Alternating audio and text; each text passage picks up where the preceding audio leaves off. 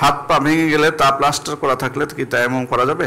যদি মানে শুধু একটা জায়গায় হয়ে থাকে এরকম, তাহলে প্রথম বিষয় হলো যে আপনি যদি অজু করতে সামর্থ্য থাকেন তাহলে অজু করবেন, ওই জায়গাটার উপর মাসাহ করে দিলে হবে, যেভাবে মোজার উপর আপনি মাসাহ করেন, এটাই যথেষ্ট হবে ইনশাল্লাহ। কিন্তু যদি সেটাও সম্ভব না হয়, অর্থাৎ বৃহৎ হয়, অনেক বড়, বা হয়তো 2 হাতি আপনি পাচ্ছেন না কোনো কিছু দ্বারা অজু করতে, সমস্যা হচ্ছে, তখন সেটা তায়াম্মুমের দিকে যাবেন।